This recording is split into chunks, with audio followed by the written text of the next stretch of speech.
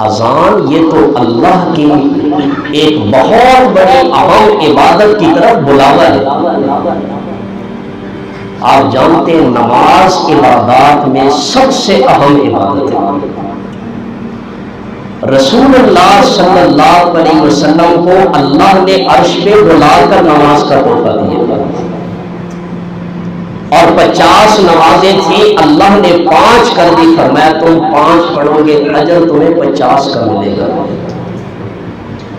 ہم کتنے غافل ہیں، وہ 5 بھی نہیں پڑھتے۔ کیوں؟ وہ جی اپنے کام سے وقت نہیں ملتا۔ ایک ڈیوٹی ہے کسی انسان نے آپ کی لگائی ہے کہ آپ نے صبح 8 بجے دفتر میں پہنچنا ہے۔ خدا گواہ انصاف سے بتائیں، سردی ہے، گرمی ہے، طوفان ہے، بارش ہے، سب کچھ ہونے کے باوجود 8 بجے اپنے آفس میں پہنچ جاتے ہیں۔ ایک بندے کا حکم ہے، اس سے اتنا خوف ہے کہیں اس نوکری سے نکال نہ دے۔ اور جس رب کا حکم ہے کہ دن میں 5 مرتبہ میری بارگاہ میں تم نے حاضری دینی ہے، اس کے لیے اگر ہمارے سر میں بھی درد ہو، اللہ معاف فرمائے، ہم کہتے ہیں مسجد میں نہیں جا سکتے۔ اللہ کو حاضری نہیں دینی، اللہ کے سامنے حاضر نہیں ہونا۔ سب سے پہلے تو حساب کتاب ہی نماز کا ہونا ہے۔ جب نماز میں کمی نکل آئی تو آگے کیسے چلیں گے؟ تو یہ اذان نماز کے لیے بلاوا ہے، اللہ کی اس میں عظمت ہے۔ اذان کی ابتدا کہاں سے ہوتی ہے؟ اللہ اکبر، اللہ اکبر، اللہ سب سے بڑا ہے۔ بندے کے دل میں سب سے پہلی بات یہ پیدا کی جاتی ہے کہ اللہ سب سے بڑا ہے، اس کا حکم آ گیا، سارے کام چھوڑ کر اب نماز کی طرف آ گیا۔ یہ کاروبار جس ذات نے تجھے دیا ہے، اس کاروبار میں محنت کرنے کے لیے، سوچنے کے لیے جس رب نے تجھے عقل دی ہے، اس کا بلاوا آ گیا، سب کچھ چھوڑ کے مسجد میں آ جائے۔ تو اذان جو اتنی بڑی ایک اہمیت کی حامل عبادت کے لیے بلاوا ہے، تو اس کے لیے انتخاب بھی ایسے آدمی کا ہونا چاہیے جو اذان صحیح طریقے سے دے سکے۔ اگر اذان کے کلمات ہی کسی کو صحیح نہیں آتے، ہمارے یہاں آپ اذانیں سنتے ہیں جتنی بھی مسجدیں، میں کسی ایک کی بات نہیں کرتا، وہ دیوبندیوں کی ہیں، وہ اہل حدیثوں کی ہیں، وہ بریلویوں کی ہیں، ہم سب کی اذان ایک ہے نا، سب اہل سنت والجماعت ہیں۔ یہ چھوٹے موٹے اختلافات اپنی جگہ پہ، اپنی ذہنوں میں وسعت پیدا کریں۔ اذان سب کی ایک ہے۔ جب مسجدوں میں اذان کی آواز گونجتی ہے، اگر کسی کی تلفظ درست ہے تو آپ سنیں کہ کتنی غلط اذانیں پڑھی جاتی ہیں۔ کسی اچھے قاری سے، عالم سے آپ پوچھیں فلاں اذان شروع یہ کیسی ہے؟ مجھے تو ڈر لگتا ہے کہ نماز کے لیے ایک بلاوا ہے، اور جو بلاوا کر رہا ہے اس کے کلمات ہی غلط ہیں۔ اس سے بڑا المیہ ہمارے ملک میں کیا ہو سکتا ہے؟ آپ عرب جائیں، عرب کے جس ملک میں جائیں، اذان کے لیے ہر ایرے غیرے کا انتخاب نہیں کیا جاتا۔ جو بندہ اذان دیتا ہے وہ اچھا قاری ہوتا ہے، اور جس وقت وہ اذان دیتا ہے تو انسان پہ رقت طاری ہو جاتی ہے۔ اذان سن کر انسان کا دل نرم پڑ جاتا ہے، اور خدا کے گھر میں حاضری کے لیے اس بندے کے دل میں طلب پیدا ہو جاتا ہے۔ اس لیے میری بھی آپ سے درخواست ہے، اپنا فرض سمجھ کر آپ کو بتا رہا ہوں کہ جس مسجد میں بھی اذان دی جائے تو اذان کے لیے کسی ایسے آدمی کا انتخاب کیا جائے جس کے تلفظ بھی درست ہو، جس کا لہجہ بھی اچھا ہو۔ وہ اذان دے تو ایک مسلمان کے دل میں مسجد میں آنے کا داعیہ پیدا ہو جائے۔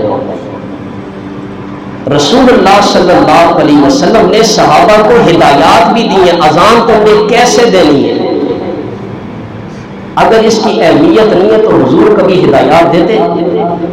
آپ علیہ السلام نے حضرت جابر رضی اللہ عنہ سے روایت ہے، رسول اللہ صلی اللہ علیہ وسلم نے حضرت بلال کو بلایا اور کہا بلال جب تم اذان دو تو آہستہ آہستہ اور ٹھہر ٹھہر کر دیا کرو، ایک ایک کلمے پر سانس توڑ دو، وقفہ کیا کرو۔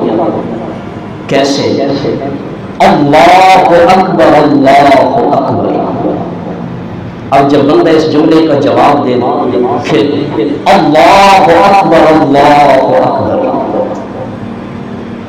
اشہد ان لا الہ الا اللہ، اشہد ان لا الہ الا اللہ، اس طرح اذان کو ٹھہر ٹھہر کر پڑھا کرے، سننے والا اذان کا جواب بھی اچھی طرح دے سکے۔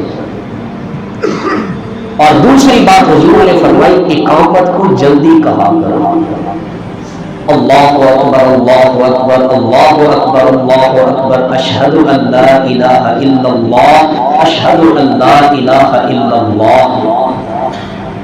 اور پھر آپ نے فرمایا کہ اذان اور اقامت کے درمیان اتنا فاصلہ رکھو جو بندہ کھانے میں مشغول ہے وہ کھانے سے فارغ ہو جائے، اور جس بندے کو استنجے کا تقاضا ہے وہ اپنے اس تقاضے سے فارغ ہو جائے۔ تو یہ رسول اللہ صلی اللہ علیہ وسلم نے اذان کے بارے میں ہدایات دی۔ اور آخری بات آپ نے ارشاد فرمائی کہ جب تک تم مجھے مسجد میں آتے ہوئے نہ دیکھ لو اس وقت تک تم نماز کے لیے کھڑے نہ ہو جایا ہو۔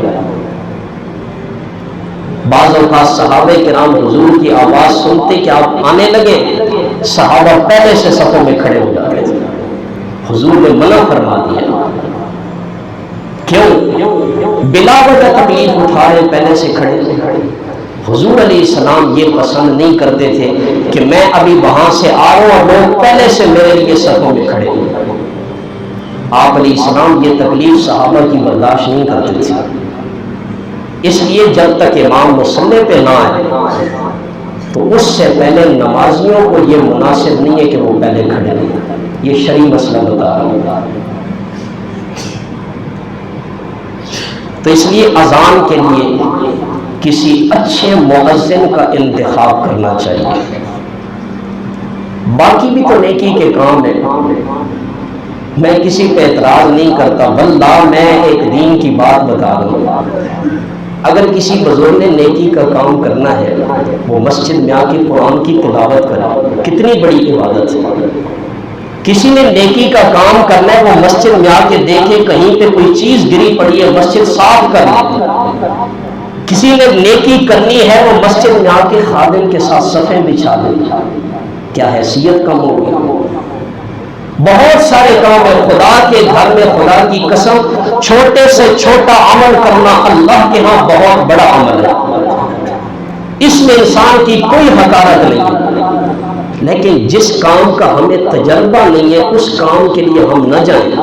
خدا کے لیے کہیں ایسا نہ ہو جس کام کا تجربہ نہیں ہے ہم نیکی سمجھ کر کریں، الٹا ہم گنہگار ہو جائیں۔